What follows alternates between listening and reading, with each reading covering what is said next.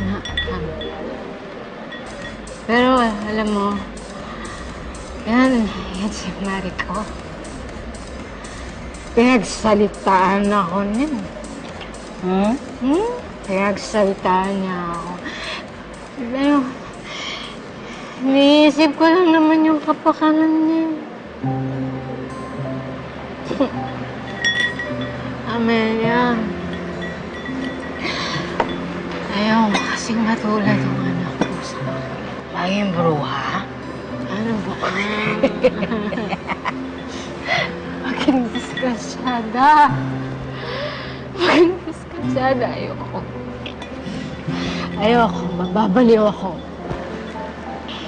Kasi, ayoko mawala lahat yung pinagkailangan ko sa Japan. Tapos, nagtayo pa ako ng sarili kong negosyo dito.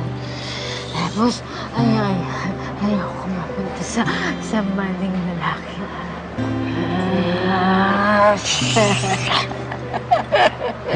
Ate, hindi magagaya sa atin ang mga anak natin. Alam mo kung bakit? Alam mo? Kasi magiging magaling na nanay tayo. Diba? Tayo magaling nanay! Tama. Tayo magaling nanay! Mabuhay tayong dalawa. Kanta tayo. Kanta tayo. Ay, ate. Kahit kailan. Iho na gusto ko manta. Maya, saan ka na ba? Billy. Sorry galit ka ba? Dulas ako kay tita eh. Hindi ako galit sa'yo. Ano ka ba? Hindi ko kasi alam eh. Hindi ko naman sinasadya. Hindi ko naman alam na nandito pala si tita noon. Wala kang kasalanan, Mariko. Kung may dapat sisihin dito, ako yun. Ako yung naglihim eh. Kahit naman anong gawin ko, kahit anong tagong gawin ko, hindi ko rin naman maililihim sa kanila yun ng matagal. Kaya dapat, nung una pa lang, sinabi ko na kina mamay na nagtatrabaho ko dun sa 4 na lalaking yun. Teka, nung pumunta ba dun si tita, nandun si Jai? Tsaka, anong sabi niya?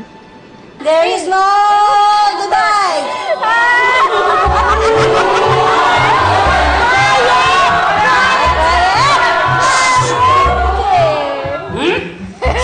Hindi niyo ba kami kilala? Dapat! Hindi na tayo nila kilala. Tres manihas kami.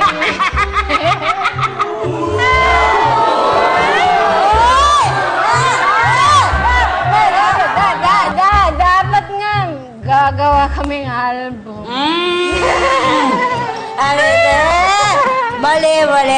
Bale. Wala si Beatriz. Dos, Maria. Ayo, tama, dos.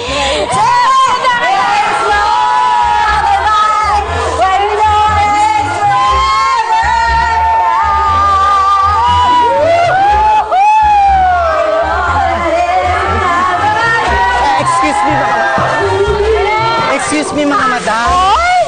Bakit? Tapos na kasi yung turn nyo eh. Marami pang gustong gumirit. Pagbigyan naman natin sila. Gusto ko pag kumanta. Gusto pa namin kumanta. Sige na, madam. Pagbigyan naman natin sila. Pwede ba, madam? May kalabala. Alalayan sila, madam. Doon tayo kumanta, ate. There is no